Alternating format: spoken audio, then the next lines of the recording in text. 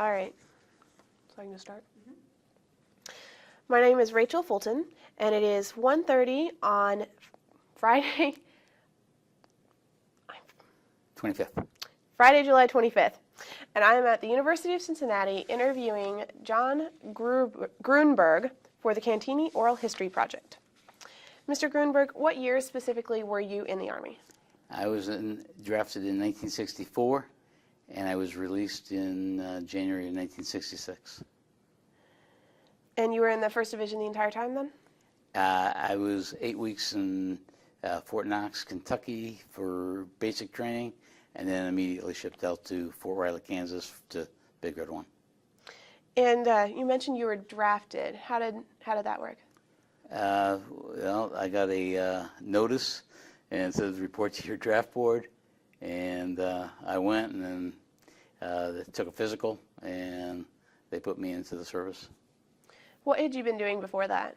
Not a whole lot. I didn't go to college right after school, so I was working some odd jobs, and I went and just did shoe salesman and a few other jobs before they took me out. So how did you feel about being drafted? I didn't have much thought, and my parents obviously didn't like it too much either, but didn't bother me too much. At that point in time, there was not an actual war going on, right? There was some. There was not an actual war, although I think in '64 there were some special troops already in Vietnam, but I never had visions of being in war. Okay. So you said your parents weren't very pleased with you being drafted? They definitely weren't. My mom was, when I came back from a leave before I was going to Vietnam, she was, obviously crying and not real happy with it, but we all knew that there's nothing I can do, and I went. So can you tell me about your basic training at Fort Knox then? Basically, went through straight basic training at Fort Knox, and with the envision of probably going into the infantry. Although I had asked at one point in time to go to Germany because I could speak German, but it didn't work out. So that's when I went to Fort Riley and stayed at Fort Riley, Kansas for probably a better part of a year. So had you studied German in school? No, my parents are of German descent. Where were you from? I was actually born in Shanghai, China. Really? My dad was in a concentration camp in Germany, and that's the only place they could flee at the time of when Hitler was there, and I was born there, and we came to the United States when I was about 47, I think we came over. So your mother had taken you to China?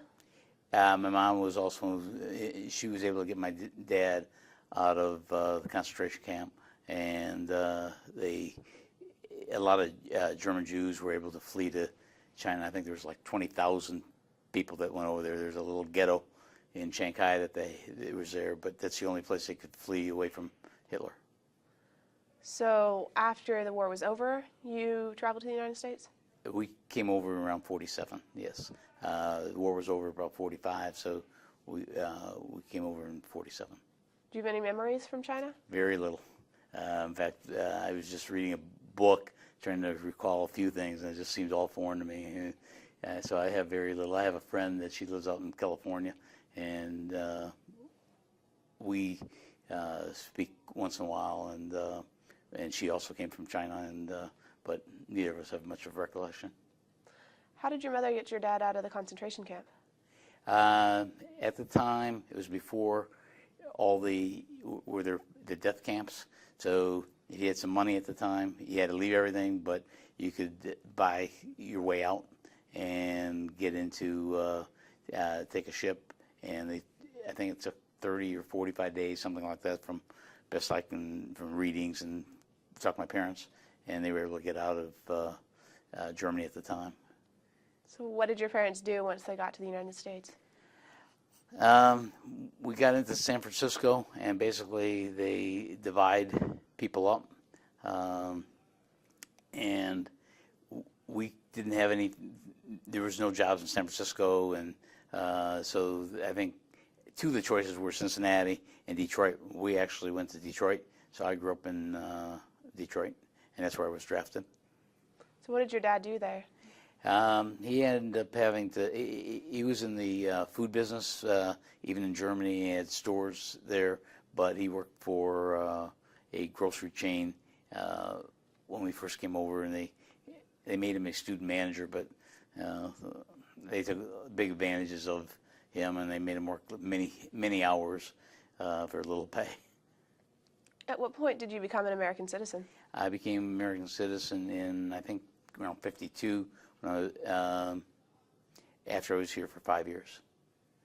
So based on your experience with the Americans having helped defeat Hitler and all that, what was your view towards America and being in the American military? Well, I love America. It's been great. Since then, I mean, I was on the GI Bill, and I went to college and got my degree and stuff after the service. But America's been wonderful to myself and my family. Okay, so back to basic training. What was an average day like in basic training? The average day, a lot of running. From what I remember, again, 45 years ago or so. But we did a lot of running and a lot of calisthenics and just a lot of things that we at the time didn't feel that were necessary. And you had a lot of people giving you orders, and so I guess I really didn't like basic training. It wasn't a lot of fun. We had some good times, but primarily it was a chore that we weren't sure that we really needed at the time for what we were going to be doing. Looking back, do you think it was a good thing for you that helped you later when you were actually in Vietnam? I don't. Why not? I guess, it was, you had some small staff sergeants that thought that they were, that's their one chance in life to tell people exactly what to do and consistently give orders, and and most of them really wanted to bully you a little bit. So, at least from my experiences. What do you think could be done to make that better? What would be a good way to prepare? I think from what I've heard from people that are in now, some of that's been improved. You get more senior sergeants in there, and they help more, and there's a little bit more collaboration than there was previously. Did you develop close relationships with the buddies in your unit while you were in basic training? At the time, we did, but it's been so long, so we really haven't had contact with nobody in basic. Maybe one or two since I've been out of service altogether. Did you have experience with African Americans or meet with? I did. I grew up when I first came to Detroit, and later on I grew up in a mixed neighborhood. So I've always had a pretty good relationship with African Americans. We had them in there, and they were my friends too. Did we fight? Sure. Did we fight with white people? Sometimes, sure. But I didn't see it. There obviously were some racial tensions with people, but again, I've always gotten along with African Americans, and I've never really had an issue. I mean, we used to play cards together, and we'd go party together, and it was a pretty nice environment. Now, you mentioned your commanders. Did you see a difference in commanders between enlisted and commissioned officers? Yeah, for the most part. I think the enlisted officers that were there for a lifetime, sometimes resented us for being drafted because they knew we were going to be in for 2 years. And basically, they were going to be there for their 20 or 30. I think some of the commissioned officers were probably better educated. And it's not to knock some of the, higher staff sergeants and stuff like that. but they went to OCS, and they were just better, a little bit more educated, and you didn't have as much. They weren't there on a day-to-day basis, so you didn't see them as often either. So it may have been different if you saw them every day. Did you?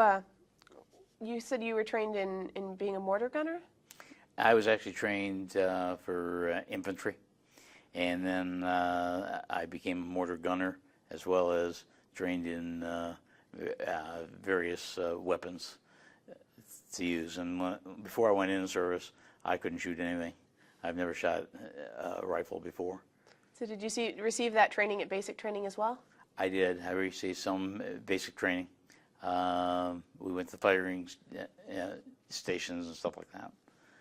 But primarily, I received more in after basic. So after you finished your basic training, you went to Fort Riley, correct? Mm-hmm. What did you do there? What did I do there? Basically, we went on missions. We went and trained for being a gunner. We would go to some classes and stuff like that. And they told us, you better watch what you better listen, because you may be going to Vietnam. But we all laughed at it because, at that time, this was 64, early 65. We didn't think any of us would be in the service long enough, because most of my unit was drafted into service, and so we never thought we'd be around long enough to see Vietnam, but we were wrong. Well, what did you know about Vietnam at the time? Nothing. Nothing at all? Well, not really. I mean, I knew there was war was going on a little bit, and you had some Rangers that were over there, but not a whole lot.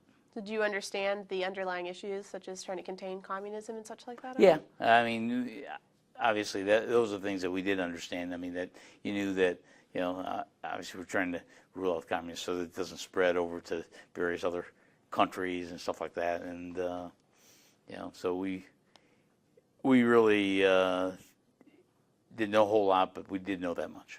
So you understood that it was an attempt to keep communism from Right. spreading. Okay. So what was an ordinary day like when you were there at Fort Riley? Fort Riley, again, at training, we'd go out on basically what you could call camping today. We'd go to various camps until probably, I don't know, a few months before we were going to ship out. Then we went out to Jacksonville, Florida for some jungle warfare training. And, we had some warfare training at Fort Riley. We had some classroom work. We had KP duties. So, a lot of various things. We'd go out to the firing range. Then we'd learn how to, shoot the mortars and stuff like that. And, I went over, I think I was with either B or C company originally, and then we went to headquarters company, which owned the mortars or the small artillery. So would you tell us about jungle training?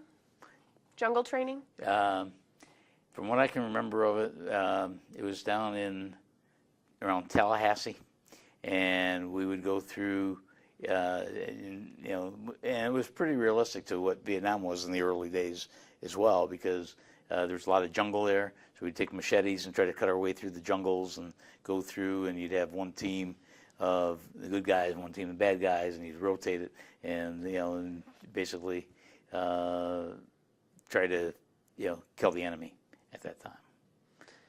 So And we did that for about 2 weeks. did you find that prepared you then for Vietnam? Yes and no. I don't even know all the reasons why the no would be there, but I mean, it's a lot different when it's fictitious than when it's real. When you can get out. Yeah. All right. So you said that they were talking about the possibility of going to Vietnam. At what point did you learn that you would actually be going to Vietnam? I think somewhere around May of '65, something like that. We were warned previously, and I think sometime in June, somewhere around middle of June of '65, they basically told us, go home, we got a week's leave, and then when we come back, we're shipping out. So that was after you'd done jungle training? Yes, yes. When you did the jungle training, did that concern you at all, that maybe you would actually have to go to Vietnam? Well, we knew it at that point. I mean, once we, they had told us, I don't know, I said May, somewhere in that area, but at that point in time, we already knew we were going to Vietnam, and the reason we were going out to Tallahassee was for training. And if I remember right, we had a hurricane that came in even, so that even cut short our training because we ended up going to, I think Fort Rutgers, Alabama is where we could escape to away from the hurricane when they called us back.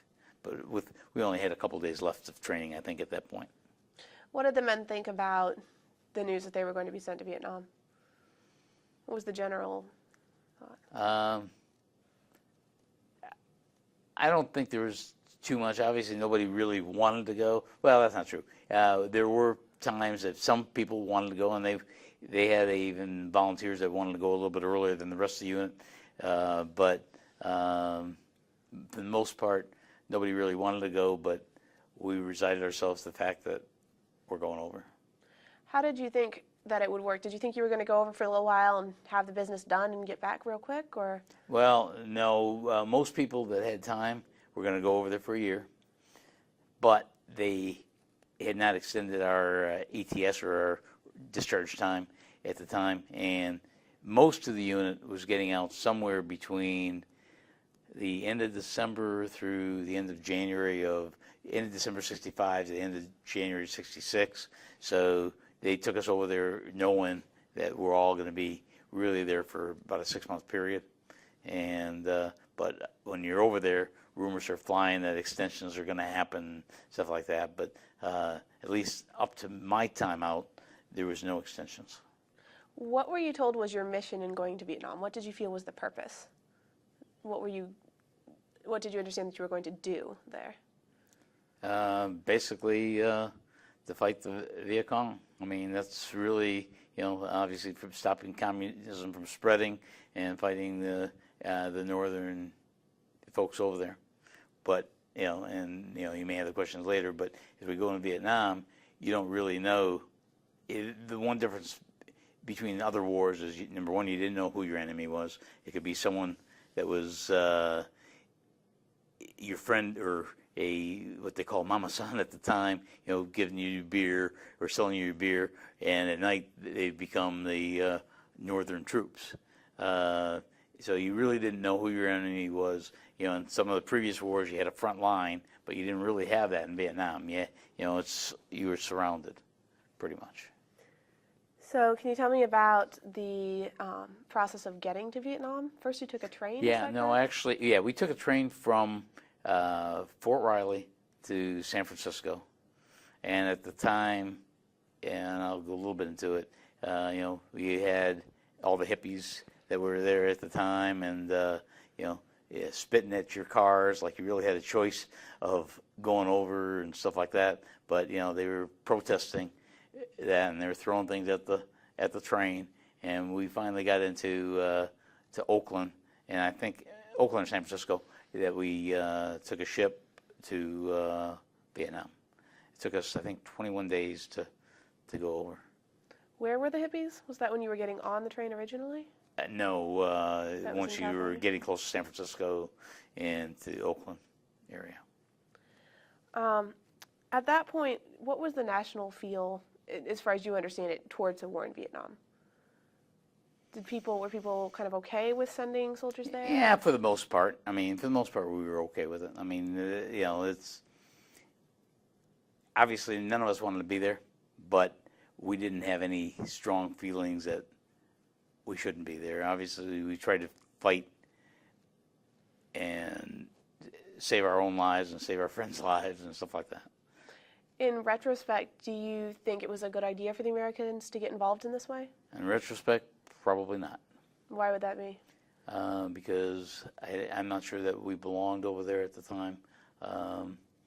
And obviously ending the war, even though we won battles, but we never saved anything at that time. We went about it the wrong way. I mean, in my opinion, we could have stopped it real early on by doing a lot of bombings early on and not worrying about who got hit and just get in there and get out, but we didn't do that. We played around a little bit too much. All right. We may come back to what you see that could be done better later, but for the moment, what was the ship ride to Vietnam like? You said that was quite a long ship ride. Ask me one more time. The ship ride, the ship voyage? For the most part, it was okay. I mean, we didn't have to do a lot on there, and me being short, I tried to stay behind, and so when they pointed the people out, they couldn't see me too much. So, but the ship ride wasn't too bad. We stopped in Guam, and it really wasn't a bad ride out there. I mean, it was, we had our fun times. What kind of things did you do for fun? Drink. They had... And we played cards, and I think they had some shuffleboard on deck and stuff like that, but primarily playing cards. And when we went to Guam, we were able to get off the ship and do what we wanted to for several hours. What was Guam like? I don't remember. It didn't have much of a impression one way or the other at the time. We were just happy just to get out for a little bit. It's understandable. So, where did you arrive in Vietnam?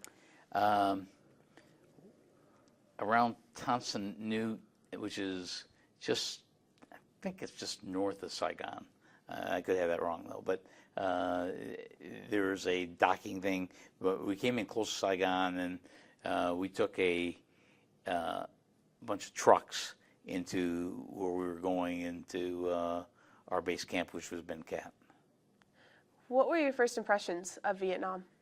Very poor people, and people were going to the bathroom in the streets as you're driving down. You can see the little kids there, and obviously you felt bad for the way they had to grow up versus our society. Where you said you were deployed at Ben Cat? Is that what it's called? Ben Cat. Ben Cat. So, what was your interaction with the Vietnamese people like?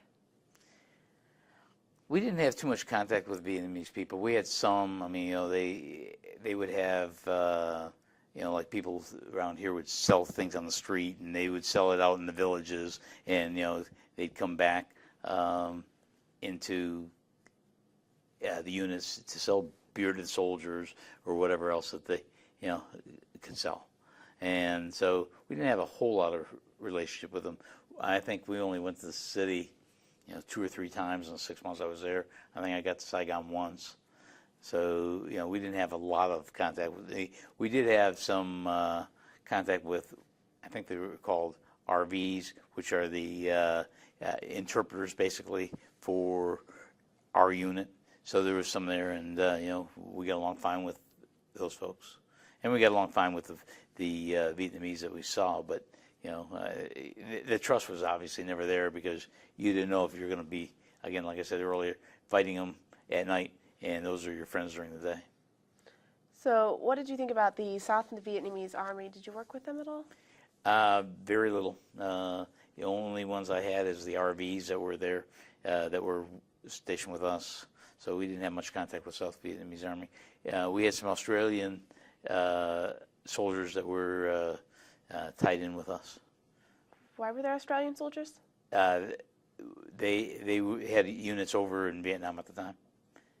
Actually, if you go to the website, there's some stuff on the website that you can look at today that shows how much they participated. Had they been over there for a while already? No, I think they got in after us. So did you work directly with them? Worked a little bit with them, yeah. I mean, they were attached to our units. And did they just do whatever the rest of you did, or? No, not really. I mean, they were with us, but not really there. Most of the time they went off on their own with their own troops. So what was the general feeling in the Army about the South Vietnamese Army? I don't think we had too much of a feeling one way or the other. I mean, I think, just the rumors, and I never really fought with them. So, the rumors basically said that they were incompetent. But, I don't have firsthand knowledge of that, but that was really more of our feelings at the time, that they couldn't handle this stuff themselves. What were the rumors were basically saying that they couldn't handle it for themselves, and that's why you had to be there? Fighting, or preventing the North from taking over their areas. How did you view the enemy? It was okay. I mean, I'm glad I got out when I did. I mean, I served my 2 years, and so I guess I don't have strong feeling either way. I mean, I believe in the Army. That's why I'm still a member of the First Infantry Division and stuff like that. And I think it's definitely needed. I'm glad they stopped the draft, but I am very supportive of our military folks out there. And while you were in Vietnam, you've mentioned what you knew about the people in general. How did you view the enemy, the North Vietnamese Army and the Viet Cong? They were the enemy. We wanted to stay alive. I mean, basically, that was our first thought: is you protect your buddy so he can protect you. And so our thought was only, they were the enemy, and we'll do anything we can to come back ourselves. During World War I and World War II, the U.S. Army and the U.S. government often used some propaganda to dehumanize the enemy. The Japanese or the German Huns, and you basically don't see them as human, and the way they portrayed the Japanese in World War II, so you don't really see them as human. They're just like insects to be eradicated. Did you see any of that going on? Any intentional dehumanization? Not too much. I mean, we saw, obviously, and I knew it was going to come up in this conversation, the Jane Fondas of the world as our enemy, just as bad as the Viet Cong. I won't watch a movie today because of her being in it. But other than that, not really. I mean, we didn't have much.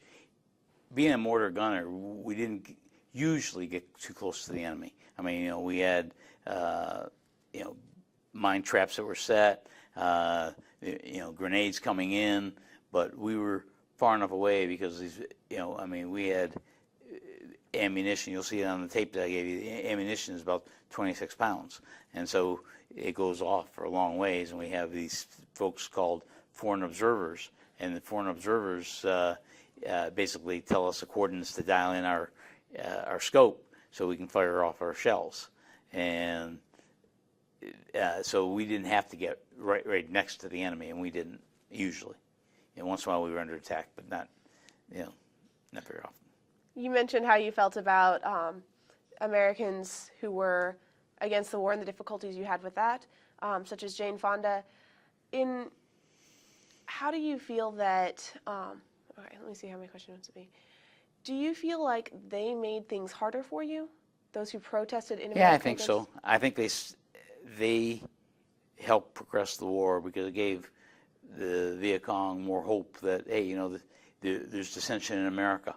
And so for, these people that are out here and the people that are at home, there was probably, I won't say 50-50, but probably pretty close to 50-50 of those people at home didn't agree with the war any more than us. But we had no choice. And therefore, we're going to fight so we can go join them back home. But we wouldn't go, protest it and make it harder for the troops that were out there. So what was the terrain and the conditions in Vietnam like? A lot of jungle. We had machetes to cut our way through when we were going on missions. There was a lot of insects. It was very hot. I mean, our Christmas time was probably 110 or something like that. We'd take salt tablets to try to, build up our salt in our bodies and stuff like that. Based on your experience in Vietnam, do you feel that your previous experience in the military had prepared you for it?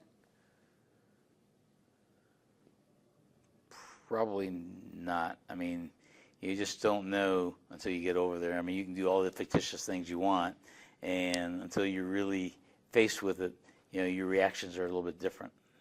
Do you think there's any way they could have prepared you better, or is it just something that can't be done?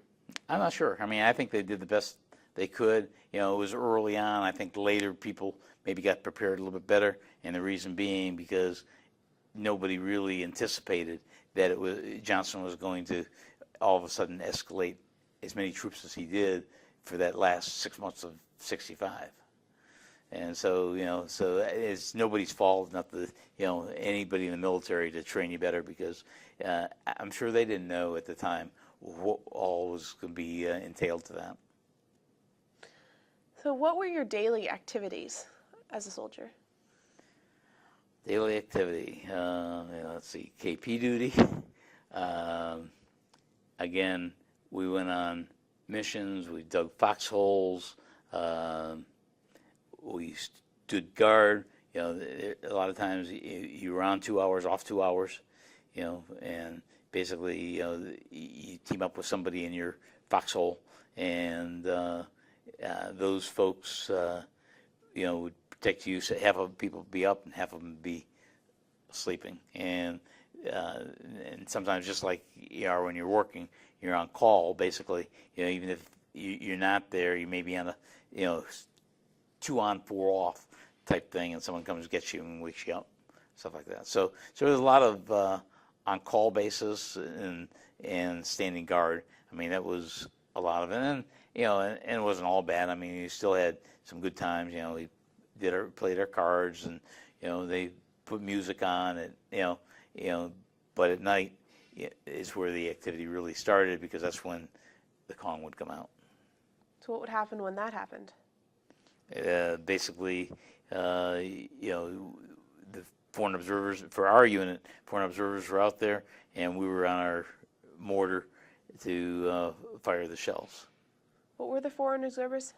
Foreign observers are folks that go out, sometimes they take helicopters, or sometimes they just come around and basically find where the enemy is. So they can give you a coordinates that you would dial on your scope, and that's where, you know, your shell would go in. It's just like someone throwing a grenade, and you know, I mean, if you don't see the person, you're just going to throw it blindly. Well, this gives you a little bit of an idea of a span of where you might want to, you know, target your shell. What was the base that you were in like? Okay, we were in tents. When we got over there, we had no showers. We took our showers were in the monsoon. The monsoon was, you could almost count on it, 5:30, 6 o'clock every night, and then it stopped, so you'd have to get the water off the tents to try to get the soap off of you. And that was probably, I'd say, first few weeks that we were there. Then someone took like an old gas tank and put some nozzles on it, and that became our showers. And basically you brought your own 5-gallon water jug with you, and you poured in there, and you turn the spigot off constantly so you can take your shower and let the water just run. And you know, obviously it was cold water, but in 100-degree temperature it didn't really matter. But later they built some cabinets, my understanding, but at the time when we got there, it was pretty much tents. Were you at the same base the whole time you were in Vietnam? Yes. Our main base was there all the time. Obviously, we'd go on missions, and you'd sleep in your foxhole or, you know, the ground and stuff. Did the base have some sort of fence or barricade around it? No, not that I can remember. They did not. So when the Kong would attack, we got attacked a couple times in the shower. You know, and you take guard going down, but we didn't get attacked too often. There's a few times that I can remember, but again, we were off a little bit where we were at, and unless we went out there, we guarded way up front. So you know, even though there was a front line, but there was enough of a stretch there that nobody can come in behind you. It's usually, you know, come at your face. So we didn't get attacked too often, and you know, fortunately, you know, the only people that we lost, you know, there was a couple of them with going on mines and stuff like that through trucks and stuff like that. And so at night, when the Kong would, you said at night that's when they'd come out. What exactly would happen then? But again, where we were at, we never really saw face to face. Okay, I mean we weren't within distance enough. Our artillery, basically. I mean we were small armor, which included there's small mortars and large mortars, and we had the larger ones, which were just underneath the big artillery tanks that you have. And so we were a little further back, and therefore we could go and just fire our guns, and so that we didn't really come face to face too much with them. Would they be shooting at you then at night? Did they what? Shooting at you at night? Grenades? What would they do? They were shooting back with their artillery. So and you could hear the gunfire at night a lot more. You can hear it, I mean, especially at night, you see things moving like that, and you don't know what it is. I know we've had a couple of people, a partner in my foxhole, even, seeing this tree going back and forth. They didn't know it was a tree, just saw it and started, firing his weapon on the tree. So basically, though, they weren't very close to us usually. Can you tell me about what the mortar gun was like? Very loud. It's they called it a 4.2 mortar. It took 4 of us to, and that's one of the things you asked earlier. What we did, we practiced putting it on and taking it off because it was pretty difficult. It would go on a truck while we were on mission, and we would walk behind the truck. But the mortar was very heavy. It took 3 to 4 of us to take it off. It had a huge barrel.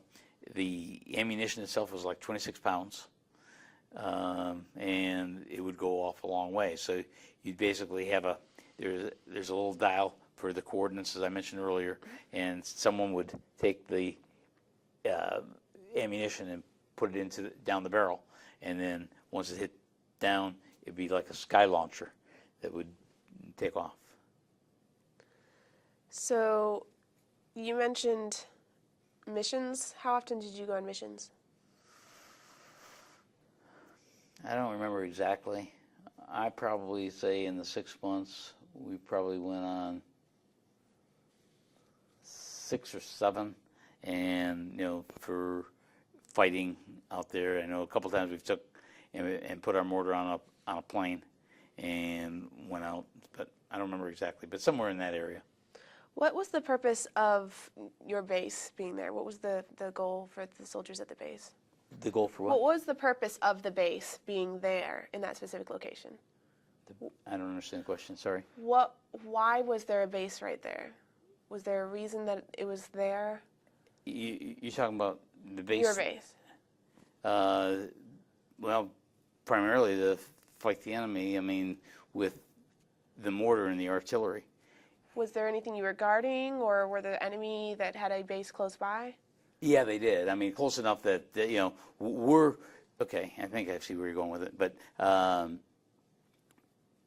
there are people that went out, the foreign observers and stuff like that. And when we shot at the Viet Cong, obviously, it may be 2 miles away or whatever, but that's where our mortar would hit. Try to get their tanks out of, or get those folks out there. So if we hit them, a foreign observer would say, but we didn't know if we killed 1, if we killed 0, or killed 300 people that were all gathered together.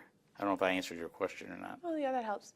How did you determine whether you were winning or not, your side was? We didn't. We don't know. Okay. And how many people were at the base, at Ben Cat? Just an estimate. 300-400 maybe, if not more. What was the food supply like? How did that work? We ate a lot of sea rations. Usually when we had the sea rations, they would, we would probably usually pick them on regarding the dessert that was in the the C ration rather than the main food because it wasn't very good. But we got along with it. I came out of the service, I think, out of Vietnam about 135. I went in about 165, 170, and so in about 6 months I lost 30, 40 pounds. You need to market that diet. So, did you ever get hot food or?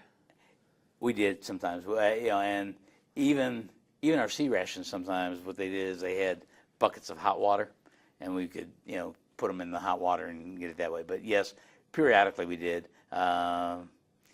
We had a Thanksgiving party for some of the Vietnamese kids in the area, and you'll see that's probably 40% of that tape that I gave you regarding that. And they had a lot of hot food and a lot of food at that point in time. Especially, the Army really did try as hard as they could to fly in things that, as much as they could to bring us foods and stuff like that. And sometimes it's just not possible. And we got used to it, and we didn't think it was a big deal. When you say fly in, did you have a landing strip? Helicopters? Yeah.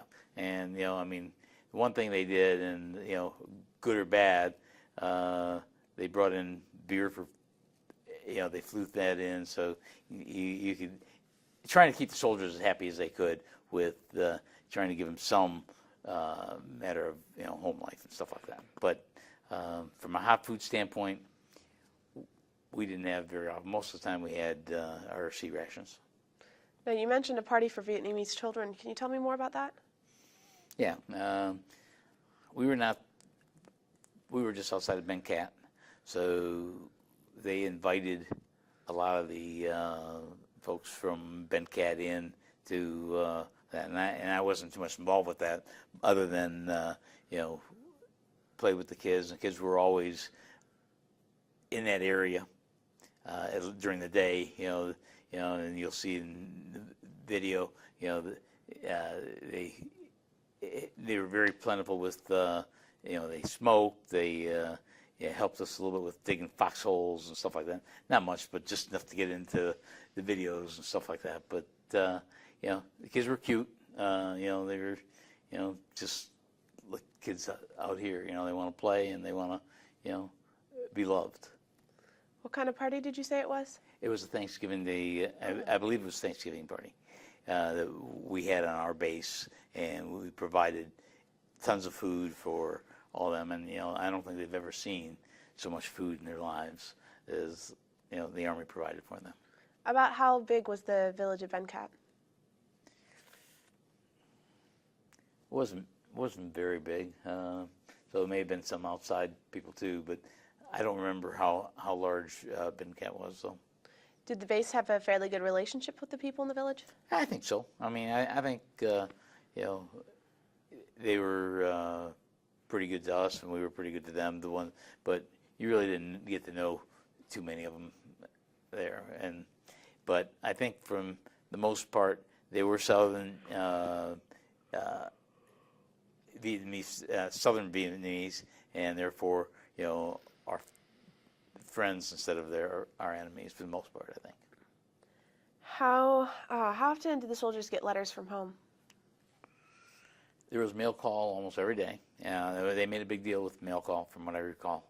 And so I think got lots of mail. I think I got things at least every other day from home, from what I can recall. Again, it's been years ago. Obviously, today soldiers have email anywhere they want to go. And so, did you have a helicopter in every day then?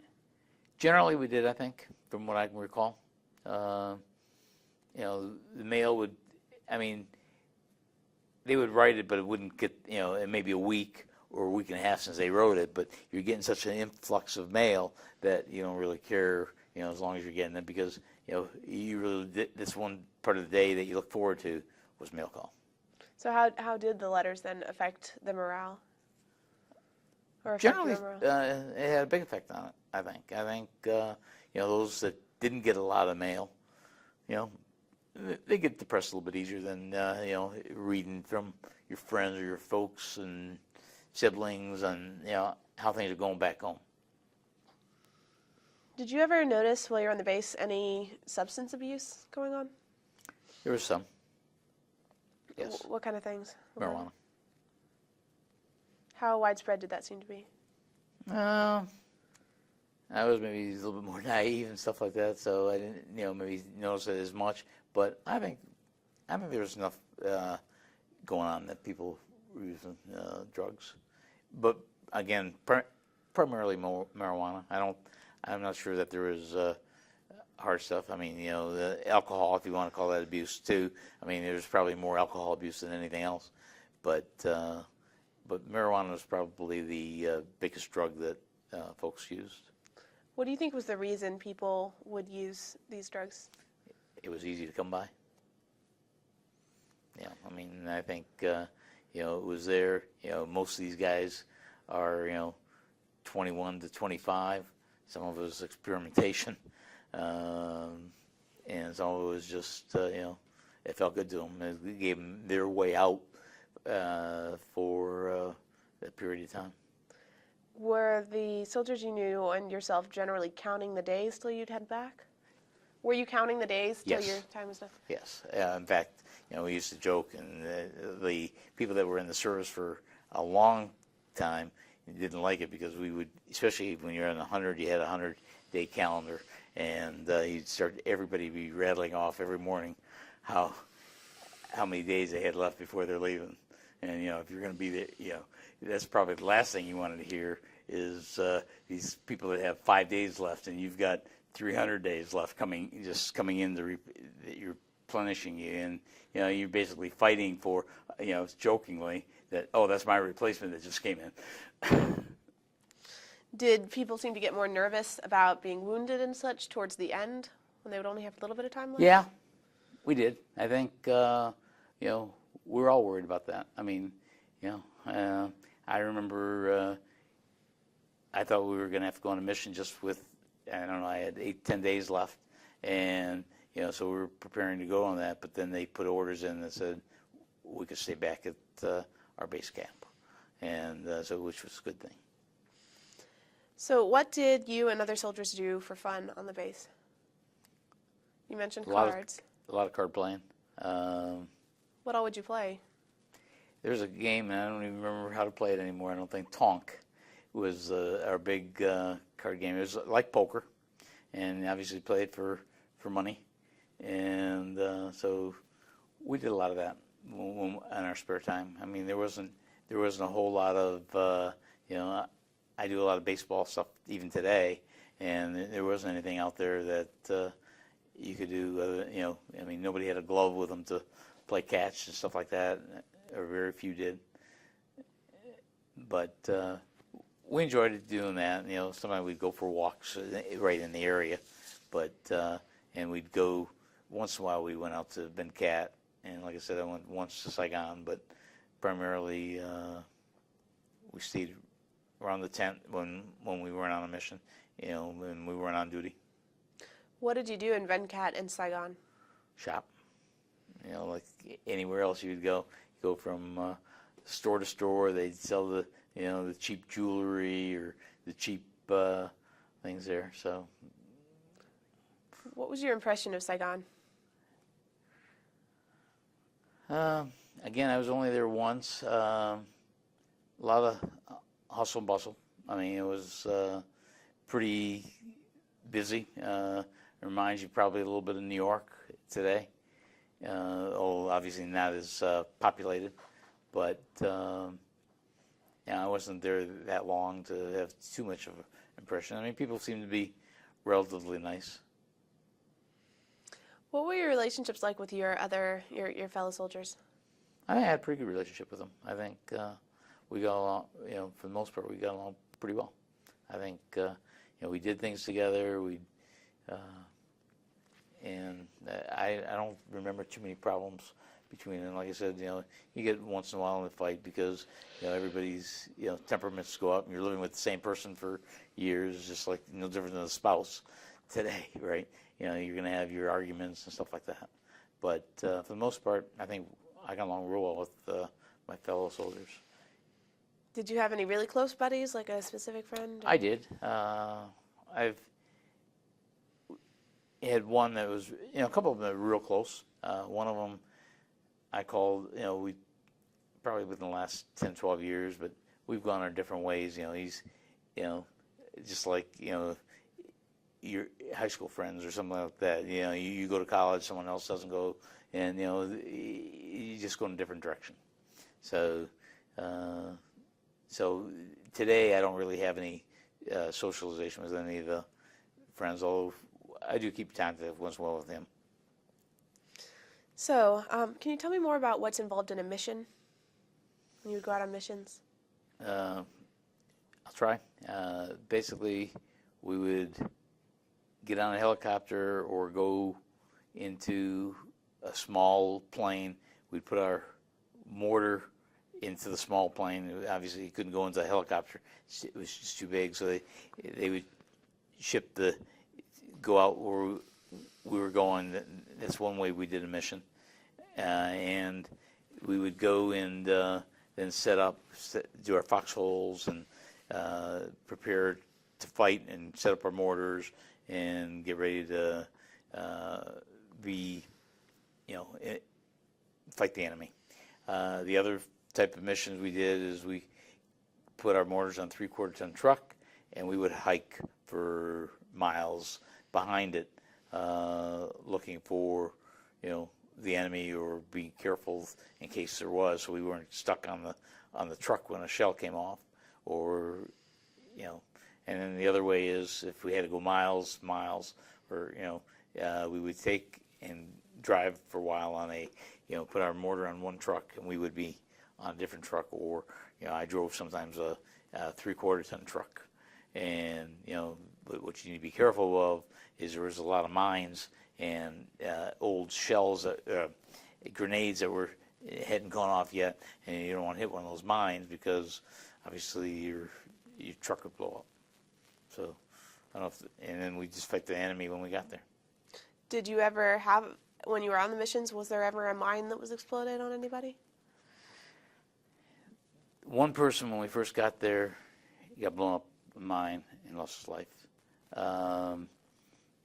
I was driving a 3/4-ton truck one time, and there's a tie rod up front and it went bad, and everybody else bailed out, and that was probably the most scared I was because it was going off into the fields, and that's where all the mines and stuff like that, are laying. So, but nothing happened.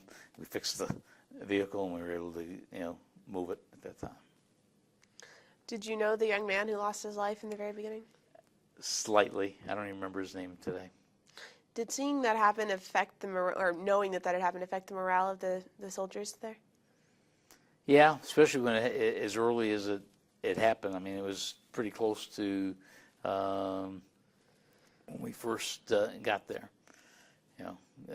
So yeah, it had effect, but I don't think it was a long-lasting effect. I mean, everybody was worried about their own lives, and being that we're all short-timers going over there, we wanted to make sure that we were on that plane going back out. So what were you trying to accomplish on these missions? Protect other soldiers and kill the enemy. So would you go out to try to encounter other enemy bases, or? Primarily in the fields where, they spotted the enemy. And again, being that we were with the mortar, we weren't that close. But because, the ammunition or our ammo would travel instead of us. Okay, so, we would, fire our shells off out there. But primarily, from best of my recollection, is that there was no other camps there. We would just set up our own camp. So would the enemy that was spotted, why would the enemy be in that specific place? Why they would? What? Why would they be there? Would the enemy be traveling from one place to another, and they'd be spotted, and you'd be sent out, or do you know? They are, or we spotted them. I mean, they're traveling just like we are. They're trying to kill us as much as we're trying to kill them. So, I'm sure they they had their foreign observers and looking where, where our units were at is just as well as theirs. We were fortunate that we didn't have any ammo come into, very little ammo coming to hit us. How long were the missions generally? Anywhere from 3 days to maybe 2 weeks. And so you would just go out into the bush and then set up your And tents? we'd sleep in our foxholes that we built. And shoot wherever you were told to shoot? Do what? And then shoot wherever you were told to shoot? Wherever they tell us to shoot. Yep, we were pretty much, the robot. It's, this is where the enemy is spotted, and this is where the coordinate we want you to dial in, and we would do that. So did you ever, how would you know if you'd hit the enemy? We didn't, other than the fact that we know that we got on target. I mean, we would get that response back from the foreign observer, but I don't think we ever knew that, we hit and killed 40 or 50 people. We may have. It's been so long ago, I may have forgotten that, but from my recollection, I don't remember that. Were you ever attacked while you were out on missions? Was I what? Ever attacked? Not close range. We had ammo coming in, and that's what the foxholes were for. We got protected enough from there, but we had a little bit of ammo coming in, but not a whole lot. So what was the closest to actual combat you experienced? One more time. What was the closest to actual combat that you experienced? Well, this was combat. It just wasn't hand-to-hand. Huh? Oh, I didn't have any hand-to-hand combat at all.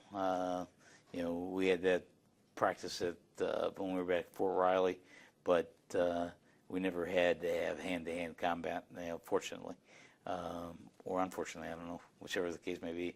The closest, like I said, we came to having fired on us and getting close to them is when we got attacked a couple times in showers.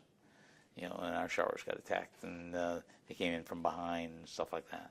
But for the most part, there wasn't any, and I never had to go hand-to-hand combat with any Viet Cong.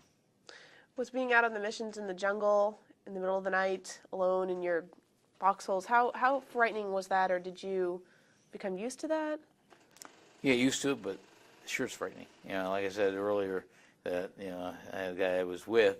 A couple times he shot at a tree because he saw that in the movement, and we basically the one bad part, and you asked me before, and maybe I didn't answer fully either, was most of the time we weren't allowed to shoot our weapons unless we were fired at first, and again that made it difficult, but sometimes you did it anyways because you're scared in there and you see this movement, and you're not going to take a chance that they're moving towards you. So, did you ever know anybody who was wounded or killed besides the first gentleman? Yeah, wounded but not killed. What was the wound? I don't totally remember. I think some shrapnel in the leg or stuff like that. So you didn't actually experience anybody close to you dying? I did not, fortunately. How did the knowledge that you were right there in the front lines and could be attacked and killed at any time affect your religious feelings? It didn't. So you didn't pray more or less, or there's no effect at all? No. Did you see any effect on any of your buddies?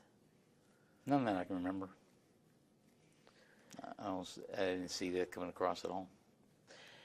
There have been times when soldiers who are in high-stress environments and are often shot at and such like that will kind of start having issues and need to be removed from the front. They called it shell-shocked in World War I. Was anybody at your camp ever had Not problems far with as I that? can recall. I don't think any of us had that. I think most of, obviously everybody was scared, but I don't think it caused anybody to do an irrational thing or have to be moved away from the firing line. I think a couple of people maybe, gone to the hospital for various reasons, and that could have been one of them. but none that I'm aware of. Were you involved in any specific military operations, like with specific names or With what? specific names or titles of different operations? The answer is yes, but I don't remember what they were. I think, I looked at a couple, even on the internet, after in the interviews, to try to recall. One of them was Hump, I think, but I don't really recall what the names were. There's 2 or 3 of them that actually happened in a time frame that had mission names.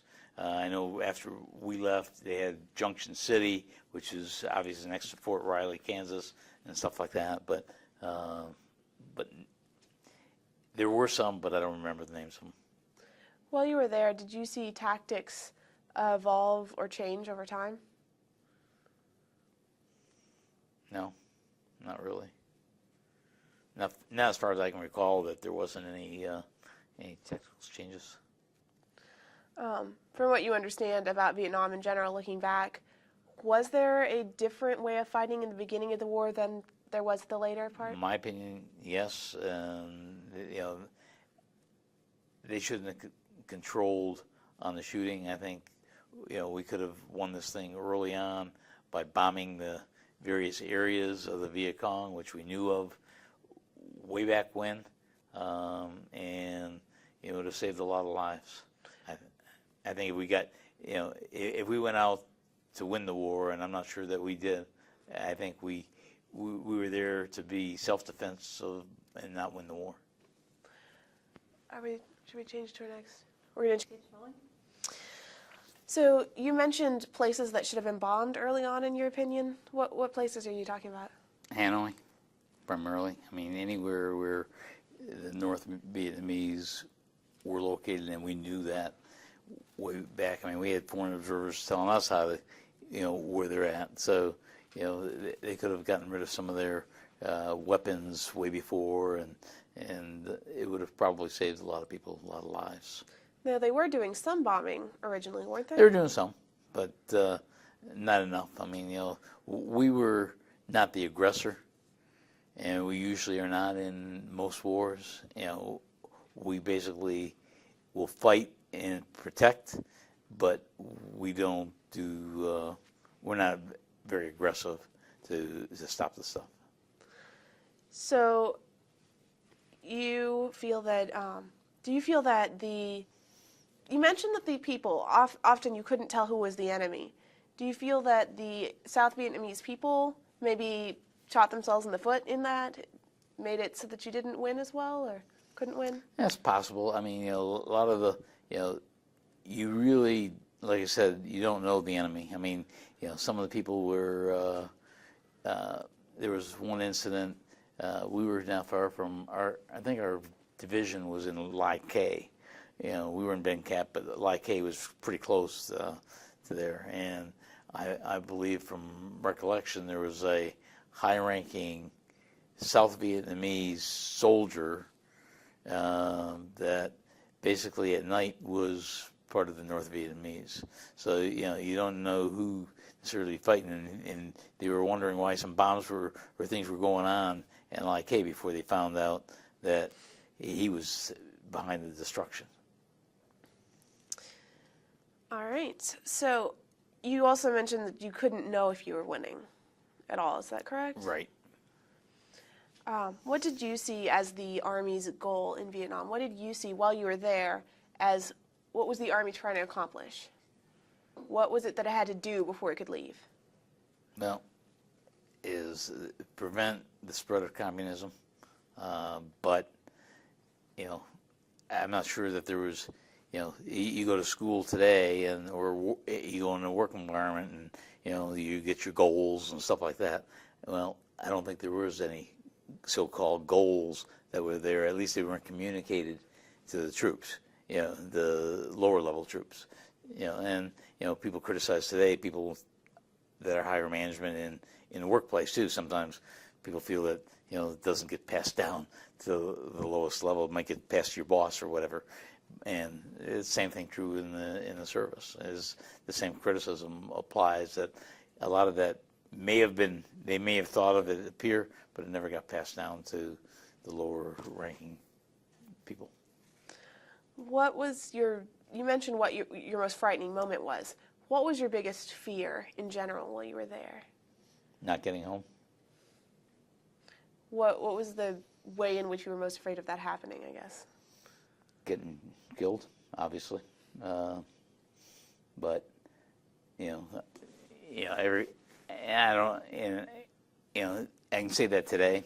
I'm not sure that, as a 22, 23-year-old at that time, that it was necessarily there. Obviously, you had the fear, but, you were going to be the survivor and you were going to make it back, in a short time. But that's probably the biggest fear is, returning home. When you left Vietnam in December? I went out January 66 is when I left Vietnam. And you said there was a fear that they were going to extend your stay? There was rumors, and I think even today you hear, and true or not, even Afghanistan and, everybody hears, the rumors. And usually it's started by the people that have got a longer time there than you do. So, they don't want to see anybody going home because they know they're not going home. And I'm sure we felt the same way. Were you one of the first people to leave at your base, or did others leave before you? Others left days before, so we were all, some of them left days after, and again, the video will show a little bit of, here we're shaking hands with a couple people that are leaving before us, and then some people shaking hands afterwards to, that are there still after you left. So, so the answer is I was probably, in the top 20 to 25%. All right, and so were there new replacements coming in the days before you left? Constantly, you had some replacements coming in to take your place, and all of them really had if they were a draftee, they had a year's time. How did you view the replacements? I don't think we gave much thought other than joking with them that, you're my replacement. I don't think we gave it much thought at all. The people in the base all already knew each other at that point. You all knew each other. So do you think it was difficult at all for them coming into that situation? I don't think so. It doesn't ring a bell for, that it was a big concern either way. People in the Army, especially if you're draftee, people going in and out of your unit all the time. So I don't think we gave it much thought other than joking a little bit here or there. Now, we discussed like any racism that was going on earlier, or that you hadn't really seen any. Did you experience any problems because of your Jewish heritage? I had it once. There was a little bit of anti-Semitism, but that was not when I was that was when I was still back in Fort Riley. But that's really all. In fact, my best friend at the time, he was German, and he came from Germany, and so we didn't have anything. That was a long time ago, and and he didn't have any part of it at the time, and so the answer is no. I mean, was there some? There was probably some anti-Semitism. There was some racial tensions. Just because I didn't experience it doesn't mean that there weren't there. But it's a different. Each individual is going to experience it a little bit differently. I didn't because I grew up in a mixed neighborhood, and I had good friends that were African American, and I have good friends today that are African American. So it's just how you grew up and what how comfortable you are with the situation. From your time in Vietnam, was there some aspect of it that you enjoyed or that you missed after you left? Some aspect of being Some of the there? camaraderie, probably. The friendships with the other? I mean, we had, like I tell people, it wasn't all bad time. I mean, we had some good times too. I mean, even just playing cards or the camaraderie sitting there. And I think, he said, what else to do? I think they showed some movies, and we'd go watch movies on the, when we could. But so the camaraderie is probably the biggest thing I miss, or I missed at the time. Who, from your time in Vietnam, who did you see as the biggest hero you saw of all the people that you knew there? One more time. I said, of all those that you knew while you were in Vietnam, the other soldiers and such like that, who would you say do you think was the biggest hero? If you could use that term for anybody. I don't know. I really don't. I'm not sure that, probably the biggest hero is the guy was probably in my foxhole with me and stuff like that. At the time, I mean, we changed, so whoever was in my foxhole was probably my biggest hero at the time, because he was helped protect my life and I was helped protect his. Later, there's things that came out about atrocities that happened, like the My Lai massacre and such. Did you ever hear any rumor of any of that? I didn't. Not at the time I was in. The biggest rumor I heard at all is that some sergeants were shot accidentally by their own folks. But that was accidentally? Well. Okay, that was the question. Yeah, that's what it was portrayed anyways. But that's probably the biggest rumor. But I didn't witness any of that either, so we didn't see any of the stuff that came out. What kept you going during your time in Vietnam? Motivation, I guess. Motivation to get back home. Letters from home. Friends that you've made in the Army. I mean, those were all motivating factors. What for you was the most comforting about letters that you'd receive from home? For instance, what in the letters helped the most? I don't remember. The only thing I can think of is, your friends back home, how your family's doing. To me, that was all motivation. Or, to want to be back there. I mean, I went there with one intent, and that was to come home. What are you most proud of everything you did in Vietnam? Is there something that you're proud of doing?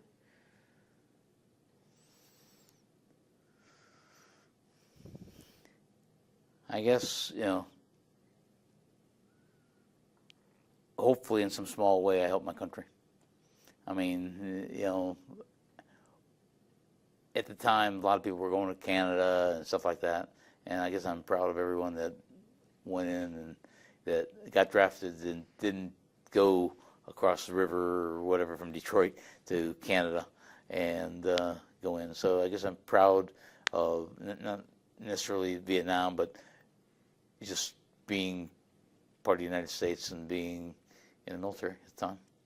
Would I re-enlisted? No, but I failed. I did my 2 years, and I did them honorably, and so I guess I'm proud of that.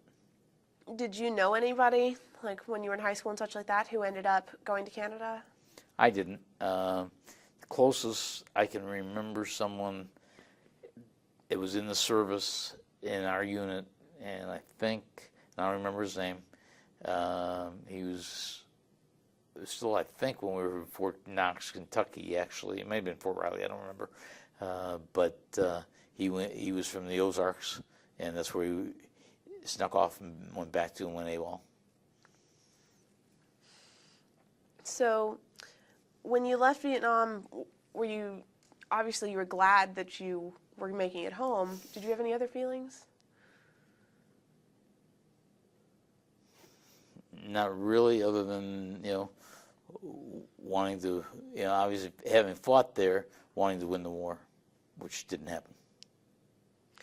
Well, so that's the regret I have, is that we felt that, we could have won the war, or we should have won the war, but we didn't. What was the trip home like? We went on a Army prop. It took us, I'm going to say, 18 to 20 hours. We stopped somewhere, and I don't even remember where. And, I know, like drops, from what I remember, drops of water were leaking down on some chairs and stuff like that, and we just hoped that after being served in Vietnam that our plane was going to make it all the way. So it was an exciting time that we were getting out. I mean, we took a helicopter to Townsend Air Base from our campsite, and then got on a Army prop that took us home. Prop? I don't remember the name, the kind of plane it was. You might have a better idea. It's in the, I think it's in the video, but it was just a small plane, basically, that took us back to Oakland to get our release. So you ended up in Oakland, in California? Uh-huh.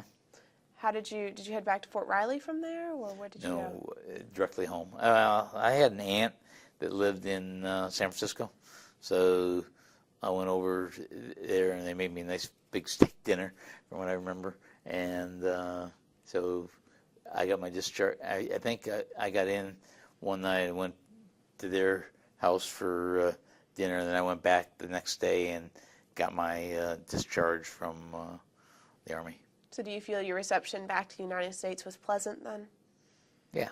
You didn't experience any problems with protesters or any such? No, I think everything was great getting back.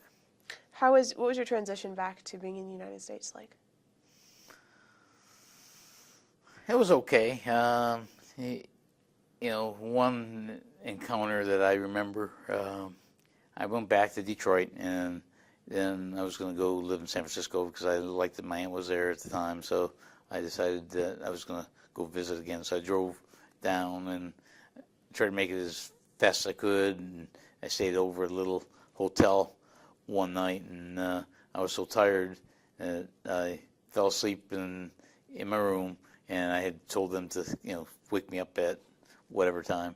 And I was so tight asleep that they couldn't wake me up and I don't know if they had a phone, but they knocked on the door. Finally, someone opened the door, and I just jumped up and, with fist cocked, ready to hit, because, I was just back probably a month, maybe 6 weeks from Vietnam, and, you get a little gun shy. So that was probably the temperament of, myself anyways. Now, although you did not ever see any North Vietnamese that you killed face-to-face, Right. You were still firing the gun and therefore, Right. killed people. I mean, I went over there with a pistol, which was my weapon, and also a grenade launcher. I used a grenade launcher a couple times, but pistol never. I had the M1 at that time that I had, but never really was close enough that we were going to use that. So, basically those are the three weapons that, I didn't have to use. But since you had probably, through your using the mortar gun and such like that, you had killed people, did that ever bother you afterwards? No. Did you ever have nightmares or anything like that? No. You just saw it as part of the way war goes? Right. Yeah, no, it never bothered me at all. So did you ever, once you got back to the United States, experience any anti-war sentiment? Maybe a little bit. Not a whole lot. Not where I was at. Obviously I didn't wear I didn't have a uniform any longer that, people are going to react to. I'm sure the Jane Fonda stuff that I said earlier, I still react to it. I think, I felt we could have won the war, like I said, but, I don't regret my time being in Vietnam. What bothered you most about the Jane Fonda kind of things, like you've been mentioning? That American is basically going out and being our enemy, and giving secrets or whatever to the Viet Cong to try to end the war herself when she had no knowledge of what was going on. How do you feel that your time in the Army affected your life? Well, I think it affected it in a good way, and I think the biggest reason is the GI Bill. My parents weren't very wealthy. So I was already married and working when I got back when I started school. And GI paid a whole lot of it. So how long after you returned did you start school? I was in California for probably 2 years. Then I came back to Detroit, and I think I started in 70. No, I started school in 67 or 68, and I went to community college to start with, and then I went to University of Detroit, and I think I completed everything in 6 years. So somewhere around 73, 74, I got my degree. What did you get your degree in? Finance. Looking back, how do you view your time in Vietnam? It was an experience. I mean, good and bad. The camaraderie, as I said earlier, was a good part. Obviously, the fighting and the duties and stuff like that was not always the most pleasant. Did you follow what was going on in the war afterwards, like in newspapers and such? Yeah, to some degree. I mean, maybe not as much as I probably should have, but I was glad I was done with it. But I felt bad for some of the soldiers that were still, for a lot of the soldiers that were still there. But I think, I did follow enough of it. So was it difficult for you to see when the Americans finally pulled out and then the South Vietnamese government fell? Yeah, it was difficult to see that we didn't win the war. And we've talked about this a bit. What do you feel then are the reasons that we didn't win the war? Is it a combination of reasons?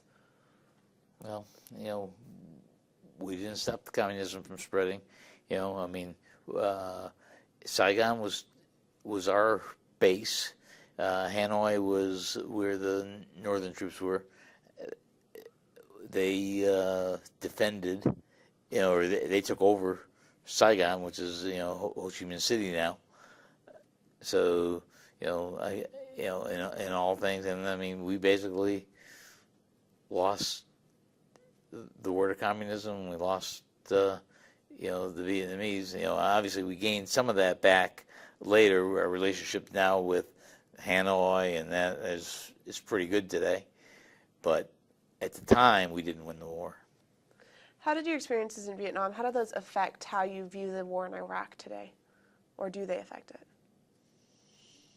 Oh, they probably affect a little bit. I mean, enough, political knowledge and stuff like that of, what we should be doing, what we shouldn't be doing, I think. And, even with the Iraqi and Afghanistan, I mean, to me, that's a little Vietnam right now. I mean, it's, should we be there? I'm not sure we should. And I hate to see us go through the same, and the soldiers go through the same thing that we experienced in Vietnam. Is there anything else you would like to add? So I'm about finished with my questions. No, other than the GI Bill, helped me succeed in my career from that, and I wouldn't have had that without being in the military. And I don't know if I would have even gone back to college if I didn't go in the military. I think we're good then. Thank you. Okay. You want to tell us where you got it? I'm sorry? You can tell us where you got it? I got this in Ben Cat, Vietnam, in approximately 1965, somewhere around October, November. So were they just selling it at one of the shops there? They in were, Bencat? and I remember it was probably a few dollars, and I know we bargained it down somewhere, and I was able to take it. At that time, it fit me. I'd probably get one arm in it today. Did any of your buddies buy ones too? I don't remember. Just too many years ago, but I've had this since You know, it's been 43 years now, I guess. You know, sit in my closet. Do you want to turn it so we can see the dragons on the front too? Or whatever they are. I do embroidery today, so I was looking at even doing something like this. And the other side too? Is the other side just like it? Yeah.